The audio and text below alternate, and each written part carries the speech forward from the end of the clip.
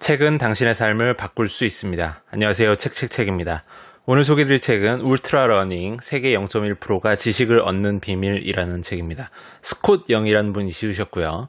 비즈니스 북스에서 나왔고 2020년 2월에 출간된 따끈따끈한 신작입니다. 총 351쪽입니다. 먼저 저자 소개 짧게 요약해서 한번 말씀드려보겠습니다.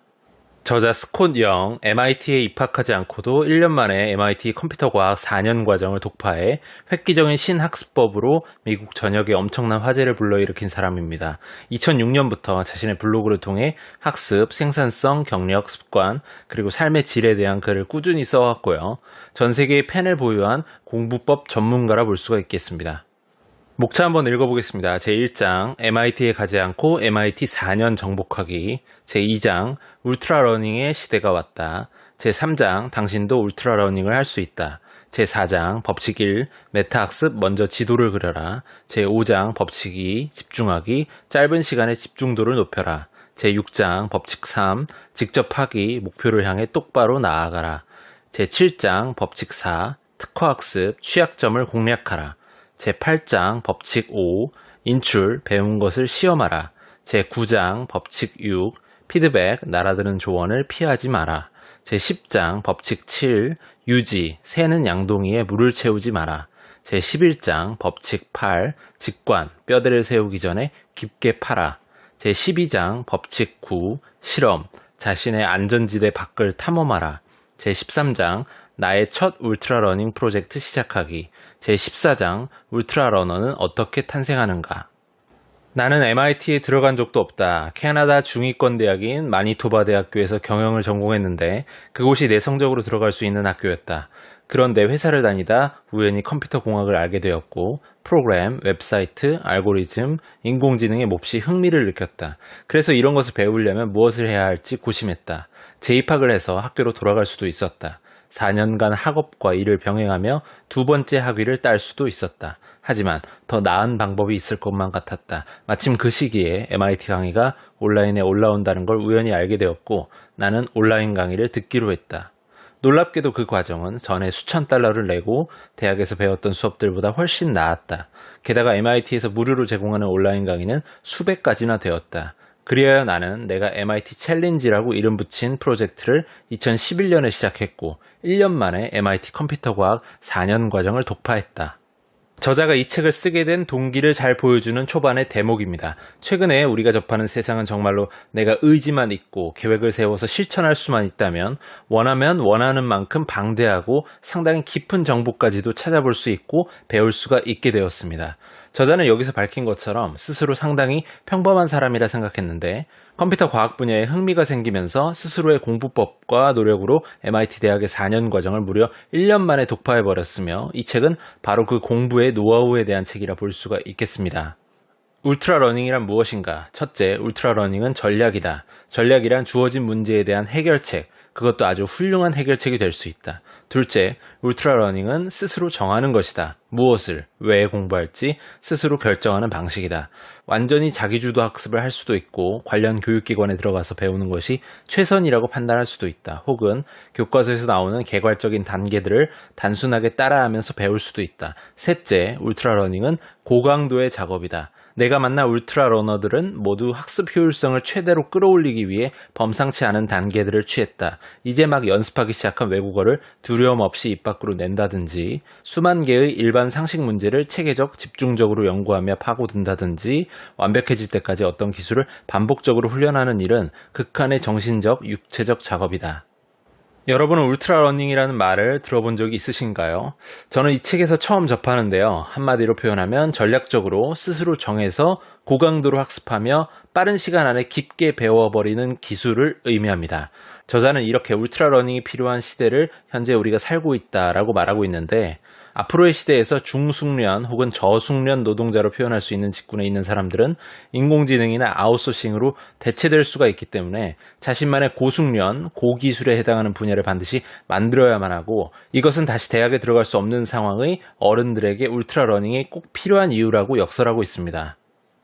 울트라 러닝 프로젝트들의 근간에는 9가지 보편적인 법칙들이 있고 규칙마다 학습을 성공적으로 이끄는 특징들이 있다. 당신은 이를 통해 자신의 프로젝트의 어떤 법칙을 선택해야지 효율성을 최대한으로 끌어올릴지 알게 될 것인데 그 법칙들을 간단히 소개하면 다음과 같다. 과연 저자가 말하는 울트라 러닝이라는 건 그래 좋은 건 뭐 알겠어. 근데 어떻게 하는 건데? 라고 아마 궁금함이 생기실 거예요. 그런 독자들에게 저자는 총 9가지 단계를 통해서 이러한 울트라 러닝을 설명하고 있습니다. 순서대로 한번 살펴보시죠. 첫 번째 메타학습, 먼저 지도를 그려라. 메타학습이란 바로 학습에 관한 학습이라고 저자는 표현하고 있습니다. 다시 말해 내가 공부하려는 것에 대해서 어떻게 하면 효과적으로 공부할 수 있을지에 대한 방법이나 학습 동기를 고취하는 것이 중요하다는 것입니다. 공부를 무턱대고 하는 것이 아니라 공부를 시작하기 전에 어떻게 하면 효율적으로 공부를 할 수 있을까를 먼저 고민해야 된다는 것이죠. 여기서는 이 세 가지를 기억하면 좋습니다. 왜, 무엇을, 어떻게입니다. 왜 내가 이 공부를 하려고 하는지, 무엇을 공부해야 원하는 성취를 할 수가 있을지, 어떻게 이 공부를 가장 효과적으로 할 수 있을지, 이렇게 공부 전 학습에 대한 지도를 미리 그려놓아야 된다는 것입니다. 두 번째, 집중하기. 짧은 시간에 집중도를 높여라. 당연히 울트라 러닝이라고 이름 붙일 수 있을 만큼 효율적인 학습이 되기 위해서는 집중력이 중요합니다. 집중력을 망치는 세 가지 경우를 저자는 이야기하고 있는데 바로 집중을 시작할 때, 집중을 유지할 때, 집중을 최대화할 때입니다. 집중을 시작할 때 대부분의 사람은 꾸물거리면서 미루기 때문인데 스스로 꾸물거리고 있음 자체를 인지하여 떨쳐내는 것이 중요하며 집중을 유지할 때는 내 스스로 적합한 환경에 집중을 할 수 있는 그런 적합한 환경에 놓여 있는지를 점검하라고 합니다. 또한 휴대전화에 방해받지 않는지, 좌절이나 분노 등 집중을 방해하는 이러한 감정에 휩싸여 있지는 않는지 그런 모든 것들을 이겨내야 된다고 얘기하고 있습니다. 집중을 최대화할 때는 스스로 고도의 집중력을 어느 시간대에 어떤 장소에서 내가 발휘할 수 있는지 자신에 대해 잘 알고 있어야 된다고 말합니다. 내가 새벽 시간대에 집중을 잘하는지, 조금 시끄러운 장소 아니면 조용한 혼자만의 방에서 집중이 잘 되는지 등을 말이죠. 세 번째, 직접하기. 목표를 향해 똑바로 나아가라. 직접하기는 말 그대로 그냥 앞뒤 없이 직접 한번 해보라는 뜻입니다. 시행착오를 통해 배워나가야 되며 그것이 가장 빠르다는 것이죠. 예를 들면 핸드폰 게임을 만드는 법을 배우고 싶다면 당장 직접 만들어 보는 것을 오늘부터 시도해 보라는 것입니다. 중국어를 배우고 싶다면 당장 모든 내 상황에서 그 언어만 시도할 수 있게끔 노력해 보라는 것이죠. 직접 하는 것이 아니라 무엇을 하기 위한 전 단계로 무엇을 또 배우고 또 그 전전 단계로 무엇을 해야만 한다면 그 속도가 너무 느릴 것이므로 되도록 바로 직접 해보면서 시행착오를 통해 이러한 착오를 줄여나가야 된다는 것입니다. 네 번째, 특화학습. 취약점을 공략하라. 앞서 3번의 행동이 좀 무턱대고 시도하고 공부하는 이런 방식이었다면 이 4번에 해당하는 것은 앞서의 무대뽀적인 행동을 좀 보완해주는 성격이라 보시면 되겠습니다. 실제 공부와 실행을 동시에 시도하면서 분명히 시행착오를 통해 부족한 점이 발견될 것입니다. 그 부족한 점만 따로 떼내어서 시간을 들여 공부하거나 시간을 더 투입해서 보완하는 돋보기와 같은 작업이 바로 여기서 의미하는 특화학습이라 볼 수가 있겠습니다. 예를 들면 영어를 배워야겠다 마음먹고 당장 모든 상황에 영어를 무턱대고 사용을 하고는 있는데 아무리 생각해도 듣기가 너무 서툴러서 내가 대화에서 무엇을 말하는지 전혀 모르겠다고 느낀다면 리스닝만 좀 더 집중해서 시간 투입을 해서 보완해 나가야겠다라고 마음먹는 것에 해당합니다. 다섯 번째, 인출. 배운 것을 시험하라. 이 부분은 짧은 시간 공부 효율을 극대화하기 위해서 세 가지의 사례를 묻습니다. 짧은 시간 공부하고 시험을 봐야 된다면 어떤 방식이 가장 좋을 것 같은지를 묻는 것이죠. 첫 번째, 내용을 복습한다. 두 번째, 자체적으로 모의 시험을 본다. 세 번째, 개념 정리를 한다. 여러분은 어떤 게 제일 앞으로 볼 시험에 도움이 될 것 같으십니까? 대부분의 사람은 1번인 내용을 복습한다 라고 대답했습니다. 하지만 실제 연구 결과는 놀랍게도 두 번째, 자체적으로 모의 시험을 보는 집단이 가장 성적이 좋았다고 합니다. 배운 것을 복습하고 또 개념 정리를 반복하면서 정리를 하는 행위는 분명 공부에 도움은 될 것입니다. 하지만 시간이 길게 주어진 것이 아니라 짧은 시간의 성적을 만들어내야만 한다면 바로 모의고사를 보면서 기억을 인출해내는 것이 효과적이라는 것입니다. 왜냐하면 바로 시험을 보면서 배운 것을 떠올려보는 이런 작업은 수동적인 복습보다 훨씬 능동적이면서 어려운 작업인데 이러한 인출 연습이 어려울수록 학습에는 더 큰 도움이 된다는 것입니다. 여섯 번째 피드백, 날아드는 조언을 피하지 마라. 배운 것을 실제로 써먹는 상황을 만들어내면서 날아오는 피드백을 정말 중요하게 생각하는 것입니다. 바로 나의 공부에 대한 점검 상황, 피드백 등을 즉시적으로 강하게 빈도가 많게 내가 접할 수 있는 상황으로 나를 몰고 가라는 뜻이죠. 예를 들면 책에서는 트리스탄 몽벨로라는 사람이 강연을 준비하는데 대부분의 사람들처럼 한 달에 한 번 정도 강연을 하면서 그 피드백을 받는 일반적인 방법 대신에 매주 몇 차례 스스로 강연 장소를 찾아다니면서 연설을 해서 다양하면서도 많은 피드백을 받을 수 있는 이른바 시행착오의 횟수 자체를 양적으로 늘렸다는 것입니다. 일곱 번째 유지, 새는 양동이에 물을 채우지 마라. 이 단계에서는 학습의 적이라 볼 수 있는 망각에 대한 부분을 다루는 대목입니다. 공부를 열심히 해서 빠른 시간에 무언가를 습득했어도 잊어버리면 아무짝에도 소용이 없을 겁니다. 스스로 2단계에서는 내가 배우고 익힌 것을 유지하기 위한 다양한 방법을 시도하고 나에게 잘 맞는 방법을 찾아서 기억을 유지하는 자신만의 스킬을 만드는 것이 중요하다라고 말하고 있습니다. 예를 들면 영어를 익혔을 경우 이를 유지하기 위해서 단어 카드를 사용한다든지 일상에서 그 언어로 대화할 수 있는 상황을 꾸준히 만들어 둔다든지 하는 것입니다.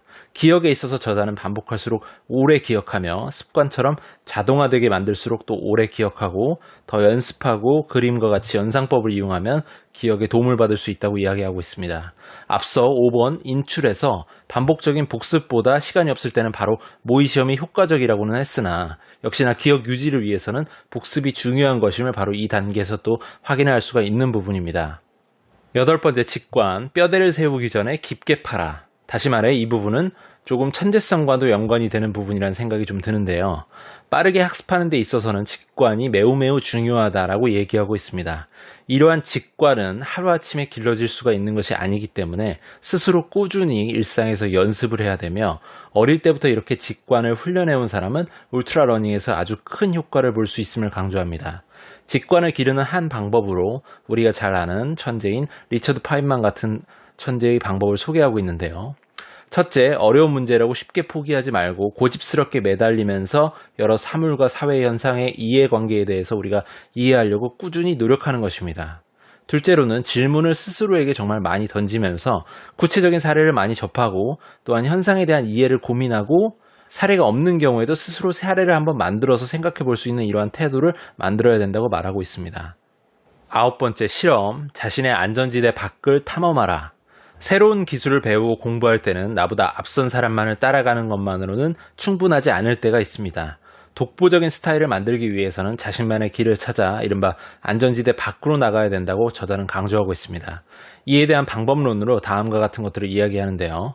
첫째, 우선 따라하는 양 자체를 늘리면서 횟수가 늘어날수록 자신만의 개성을 덧붙여 창조하는 것입니다.